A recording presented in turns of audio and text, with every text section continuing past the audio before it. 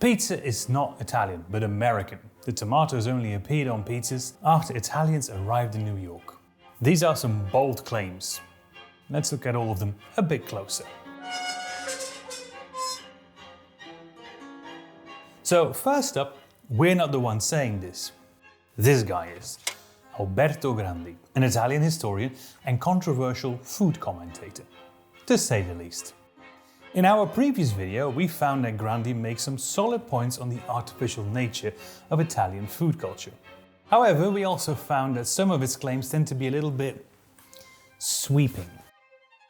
In the end, we settled on a 2-2 score between Grandi and Italian tradition. And today we're breaking the tie by looking at pizza. Grandi has written books on these subjects. However, these have not been translated into a language we can read. So we're relying on his interviews. In one interview with Austrian newspaper Die Standard, he states, "Pizza was invented in Naples, but it tasted awful. The dough was firm, burnt on the outside and still doughy on the inside, and without tomatoes. It was only thanks to the Italian diaspora that pizza was further developed and improved in the USA." He isn't alone in making this claim. A lot of academics and writers have made this claim, and the phenomenon, where a dish travels with a country's diaspora, changes and then comes back to its native land to redefine the original, is called the pizza effect. Funny little aside, the term the pizza effect was coined in 1970 by an Austrian-born Hindu monk named Aghihananda Bharati in an anthropology paper. There are some inaccuracies in this passage, but the phrase the pizza effect did stick around. The kebab and its cross-pollination between Germany and Turkey is often cited as a famous example of the pizza effect. As you might expect, some in Italy aren't too pleased with the claim that pizza is more a child of New York than Naples. So we are going to have a look at who is right here, by going over the history of pizza from its early beginnings to the one you could be eating right now. Little spoiler, pizza's history is a lot more complicated than it often gets credit for. And to say it's just a thing that was cooked up in New York and then gifted back to Italy is overly reductive at best. If we define pizza as flatbread baked with toppings, then God knows where it started. It's the same problem as the sandwich. As soon as bread was around, someone could have invented it. Some people refer to a section in Virgil's Aeneid as the first pizza, as it contains the section where Aeneas and his men eat their plates, which were made of bread and pizza. These types of breads were around till deep into the Middle Ages. If you want to know how to make a medieval trencher, the bread that you can use as a plate, go check out this video here. We brew beer for the yeast and all that, it's really fun. So plenty of proto-pizza was around in antiquity, but if we do want somewhere specific to start within this era, some point to the placenta. No, don't worry, no. Placenta was a Roman dish, which was more of a sweet cheesecake. Sounds weird, but trust us, this is going to be a recurring theme throughout this story. The word pizza or pizze first pops up in the 10th century in the Codex Diplomaticus Caetanus as payment in a rent agreement. Must be nice to be able to pay rent in baked goods. The origin of the word itself is debated, with some saying it comes from the Latin pizzae, meaning of pitch. Others claim that it came from the Greek, i.e. in, pita. Nobody knows for sure. There are no medieval recipes for pizza, however in the Renaissance we see a few recipes pop up, like Platinas de honesta voluptate et valetudine, which has a number of pizza recipes. Historical Italian Cooking made one of these, by the way. Link below, it's really good stuff. What's interesting is that Platina uses the words pizza, focaccia and placenta to refer to pretty much the same thing.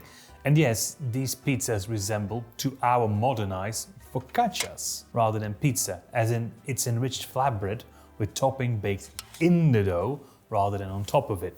A good 100 years later, we get a lot more insight into the pizza, this time from Bartolomeo Scappi in his magnum opus Opera.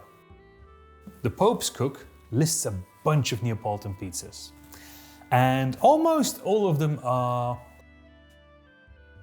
weird. Firstly, a lot of them seem to rely on some sort of puff pastry, to such an extent that we felt quite bad for not including them in our puff pastry video from a few months ago. Secondly, rather than flatbreads, most of these recipes are more akin to pies, which makes sense. Scappi puts them in the tortas section. Originally, torts and pies were fillings in a crust. The crust was just an encasing to ensure freshness and was not supposed to be eaten. Later, fancy chefs like Scappi would start serving torts and pies with edible casings. We know pies are still around, but we would like to see a wider return to the trend of edible casings. It's good for the environment too.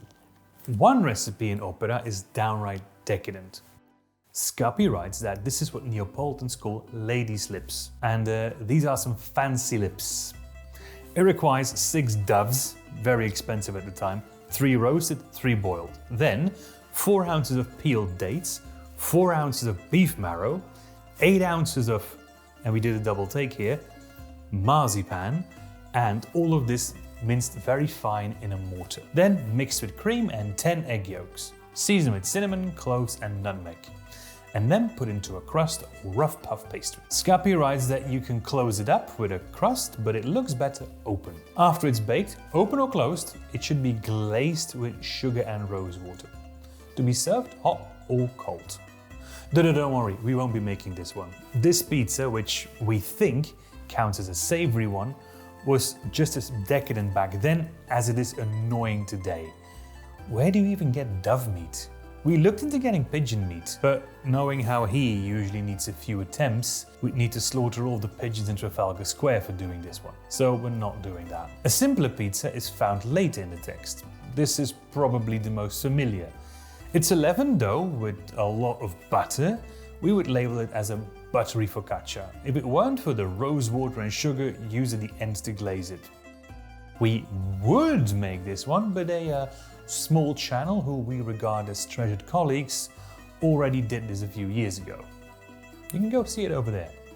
No, we will be making a sweet pizza, which is very doable in today's day and age. It will also be very rich in fiber. Take 170 grams of blanched almonds, 110 grams of pine nuts, which you've soaked overnight, 85 grams of pitted dates, 85 grams of dried figs, and 85 grams of raisins. Mix all of this in a mortar. We tested this and do recommend you mortar all things separately and then mix. The dried fruit tends to form a gunk, which makes it very hard to crush any nuts or seeds. What does that sound? What? Cheetah. Even when using mechanical mincing tools, it's still best to split things up. Or at least do the almonds and pine nuts first. Mix this with 8 medium egg yolks and 85 grams of sugar, a good pinch of cinnamon and a good glug of rose water. This is still a Scappi recipe, so you'll need about 100 milliliters of rose water. Lastly, Scappi instructs us to add 1.5 ounces of Neapolitan musk-flavored mustachioli. Today, mustachioli are chocolate-covered cakes which have been flavored with a little bit of grape must. We've never tried one, but they sound lovely. Some say that the precursors of these go all the way back to the mustacea rolls we made when we first started uploading. However, we couldn't really pin down what they would look like in the 16th century, let alone musk-flavored ones. Musk came from the anal gland of the musk deer, so we're pretty sure that we won't be able to get that at Sainsbury's. So to get the must effect, we're going to just add a dash of wine and a little bit of flour. If you have access to a deer's rear glands, good luck, let us know how it worked out. Now Scappi tells us to put this in a tortpan. Any cake mold or pan that you've liberally greased with lard or butter will be just fine. We are using a cast iron pan because it looks nice and rustic. According to Scappi, royal dough, which is the dough you're supposed to use for this, is just a dough made with fine white flour, butter, sugar and, of course, rose water. So just take your favorite short crust recipe and add some rose water. We used this one. We're instructed to leave it open. So from here we will just fill the mold, leaving some space at the top, and then bake it in an oven for 50 minutes at 170 degrees Celsius. One lovely pizza is the result, which we would call this a fruit pie, we think. Although the middle is so solid that it's more of a sweetish fruit omelette. The taste is that of sweetness and spices, and it's weirdly reminiscent of, this makes sense when you think of it, a Christmas pudding. It's a lot leaner though, so it's a bit healthier. In any case, it's pretty guaranteed to keep you regular. Everything okay? You alright? While he goes off to heed nature's call, can we ask you to maybe hit that like button? It really helps us. If you really want to help us out, there's also the subscribe button. And if you're completely infatuated, you can also leave a thanks or even become a member. We got lots of funny little things, like videos with extra comments and early access. Thank you very much. Now, back to the story of the pizza. While Scappi at the papal court was writing these recipes, a key new ingredient would become available back in Naples.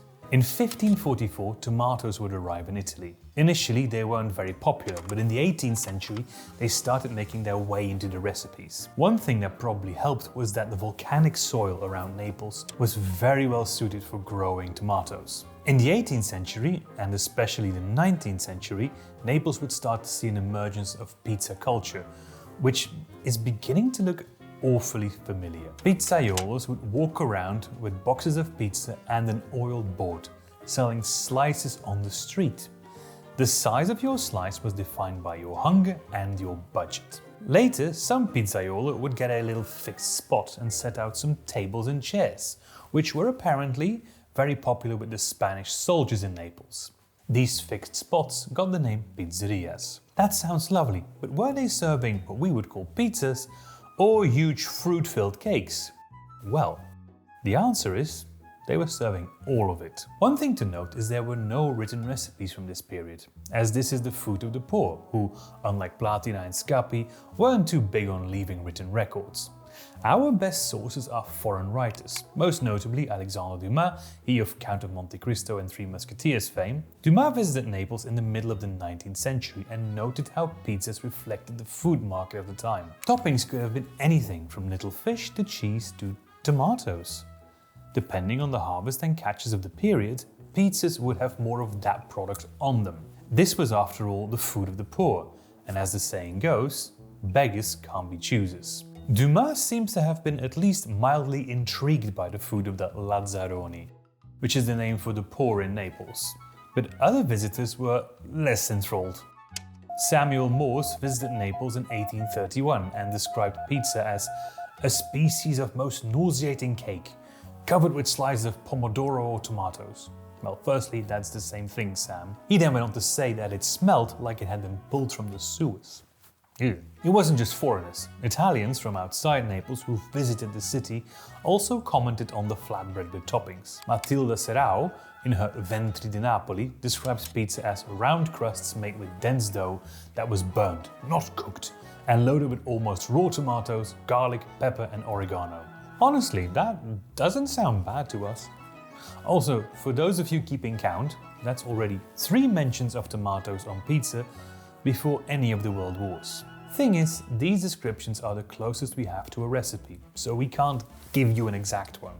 However, here's our method to make one based on the descriptions from Dumas and other writers of the period. Take a dough, it should be a rather dense one, and even though modern yeast was already around, they would have probably used sourdough. You can enrich this dough with lard or oil, just use what you have available. Now, shape in a circle. Also remember, you are poor. You don't have a rolling pin, just use your hands. Top with any of these ingredients. We are going with some tomatoes, garlic and oregano, simply because they're in season right now. Bake in a hot oven for 5 to 10 minutes, depending on how burnt you want it. Take out and sell by the slice. There you go, Lazzaroni Pizza. Note that the list already contains all the elements of a proper pizza margherita. For those of you who don't know, the story goes that in 1889, Umberto, the second king of a newly unified Italy, and his wife, Margherita, visited Naples and went for pizza. Pizzaiolo presented her with 3 pizzas: a large pizza, a pizza with small fish, and a pizza with tomatoes, mozzarella and basil. The queen chose the third, which was hence named after her, and today Pizzeria Brandi proudly displays a copy of that royal thank you note. The veracity of the document and the story is wildly contested, and Grandi uses the forged nature of the document as one of his big arguments to say that pizza culture is fake. But we are wondering, why would somebody make up this story? Well, in 1889, Italy had been unified for less than 30 years, and those who know Italy and its history will know that there were plenty of internal tensions. Naples is an important southern Italian city, but the newly unified kingdom was often seen as a northern project. Unlike the other two options presented, the ingredients for the Margherita pizza could only have been produced locally, so the Queen, a symbol of unity, selecting a quintessentially southern pizza, which just happens to have all the colours of the flag, is awfully convenient from a national PR perspective. So, did this royal story, true or not, cement the pizza as part of Italy's culinary pantheon? No! No, it didn't. In 1891, when the unified Italian identity was still being forged, Pellegrino Artusi published La Scienza in Cucina e l'arte di mangiar bene, or Science in the Kitchen and the Art of Eating Well, a book which still holds a biblical status in Italy. It's often referred to simply as Artusi. The book is often regarded as the start of modern unified Italian cooking. Plenty of pasta dishes like vermicelli became mainstream staples thanks to being included in the book, even though before they were also the food of poor people. And yes, it also includes a pizza napoletana recipe. Let's make it. First, prepare the dough. Take 250 grams of fine flour and knead in 125 grams of butter. Add 110 grams of sugar and then add a whole egg and 1 egg yolk. Yes, it's not what we were expecting either. Set this dough aside as we make our topping. Take 140 milliliters of whole milk and add in 20 grams of flour, 50 grams of sugar and a whole egg. Beat on a very gentle heat until it turns into a really thick custard. Once nice and thick, add another egg yolk and then give it a sniff. Yes, Artusi tells us to do this, the sniff. He doesn't tell us what to look for though, like a certain smell or something, just smell it. If you know what to look for, let us know. Now, add 150 grams of ricotta, 70 grams of crushed blanched almonds, and some vanilla extract or lemon zest. Mix all of it thoroughly. Now take half your short crust and put it in a pie shape. Be careful though, this one tears really easily.